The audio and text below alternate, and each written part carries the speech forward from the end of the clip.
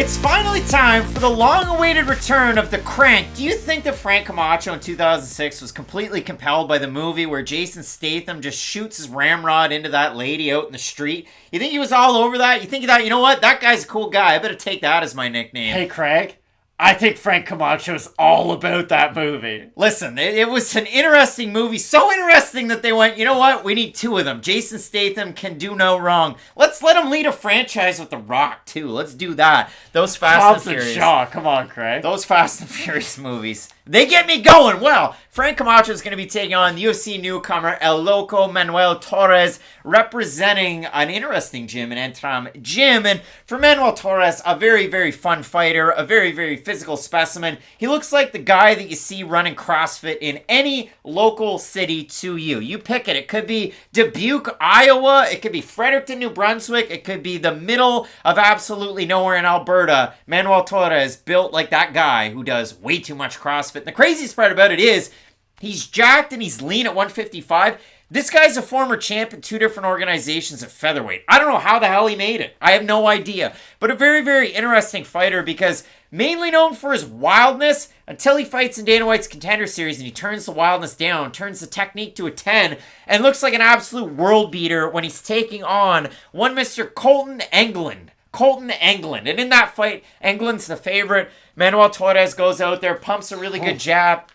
They're in the clinch. Looks like a bit of a push down. And then England grabs his eye and Herb Dean goes, well, it is what it is. What are we worried about? England's completely blocking his face. The fight isn't stopped. Torres runs in there, bang, bang. England falls down, bang, bang. And the fight's over and Herb Dean goes, okay, I've had enough. So I thought it was an awful stoppage, but it is an awful sequence. Then it ends up as a stoppage, but Dana White was all about it. We've got a real guy with a killer instinct. We're going to sign him. And the package that I've seen out of Manuel Torres, all things considered, very impressive. I have one thing that scares me a little bit, Matt, and it's the fact that out of all of his fights, 13 of 14 of them had finished in the first round. A little bit scary. Those include his losses, and also 11 of his 12 wins are by finish.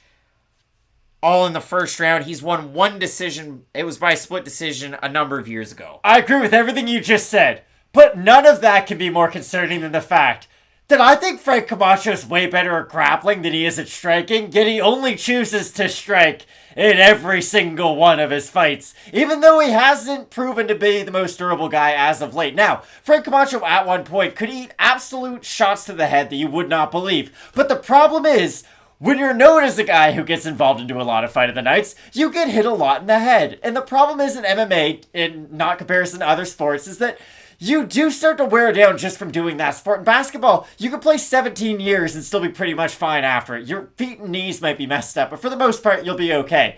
Every time Frank Camacho gets into a fight of the night, this is going to sound dramatic, but it is a part of the sport. Like, he's leaving a little bit of himself in there every time. And a little bit of himself is that durability that he's known for. And the Crank does kind of speak to his craziness and his style. He goes in there looking to throw hammers with pretty much everybody, but he's not a pure striker by any means. And that really is the thing about Frank Camacho. He has good power in his hands.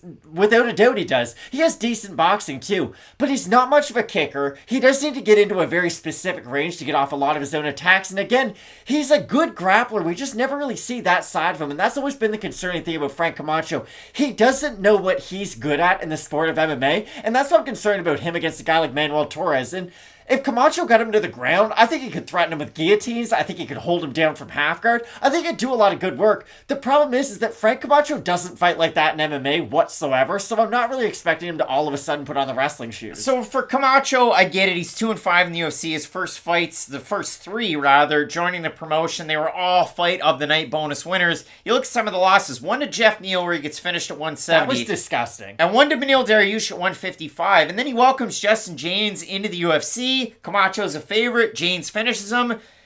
And then James fights 4 times and loses all 4 fights. And it's been since that Justin James fight that we've seen Frank Camacho in the UFC. He missed the entire Justin James era. Now, for Camacho, a glorious one it was. I listened to an interview he did with the MMA Report and with Jason Floyd, and he kind of touched on the fact that the long layoff, the car accident that he had in 2021, couple of, and I want to make sure that I get this one right, couple of herniated discs, and he separated his shoulder. That was June of last year.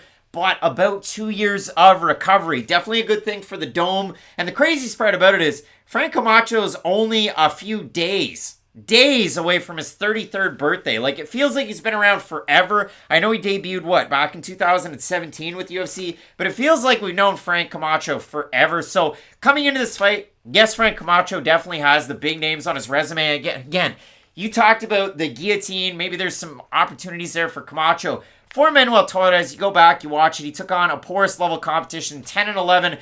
Carlos Enrique Cañada, whose last name, if you didn't have the squiggle over the end, would be Canada. That's just crazy to see. But with UWC, runs across the cage, grabs him in a guillotine, and just yanks on it. One of the most meathead finishes I've ever seen while researching a fighter. And when we're talking about CrossFit, you look at the damn muscles on display. But if he doesn't get that... when Carlos Newton choked out Pat Miletich, and you could see, every fiber of the muscles in his arm, that's what it looked like. Yeah, Carlos Newton, a part of the display that you can't really see all that well. But when I do look at the odds for this one, Camacho open a plus 190 favorite, plus 125 right now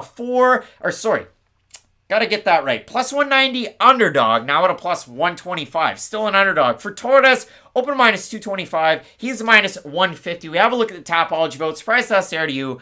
I'm going to say over and under 60% Camacho. I think Torres will be the favorite. Torres is a big favorite with fans. 85% going Torres. 66% by knockout.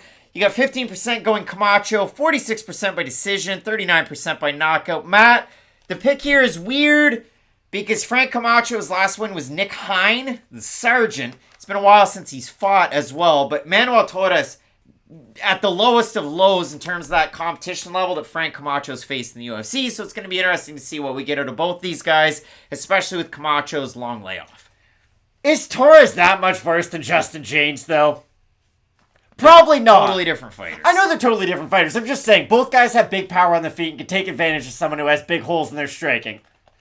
That's why I like Manuel Torres in this fight. Again, stylistically, maybe not every guy in his UFC debut would match up for or win for him because there are some holes in his game. But this matchup against Frank Camacho, you're fighting a guy who doesn't have a striking background, who is going to make this a striking matchup. And for Torres, he has great power with his kicks and with his punches, and he's very rangy for this weight class, so you're going to see Camacho crashing a lot throughout this fight. And if he's the one meeting the power or the punching power of Torres, he's probably going to go down sooner rather than later. If this gets into a second round, again, I'm starting to favor Camacho. 13 of 14 of Manuel Torres' fights have ended in the first round, and you look at it for Camacho, training to Team Oyama, Colin Oyama coached Carlos Esparza to a second strawweight title. That happened in real life. So listen, I'm going with Manuel Torres as well. Love the jab, love the right hand, like the submissions. I don't love the durability of Camacho, but we haven't seen him in 2 years, so I'm eager to see this fight. Both of us going with the debuting Mexican fighter that is El Loco, Manuel Torres. Let us know down below in the comment section who you have and a big-time main card remaining, so you're going to want to keep it locked in with Fight Night picks. We always say, let's get into it.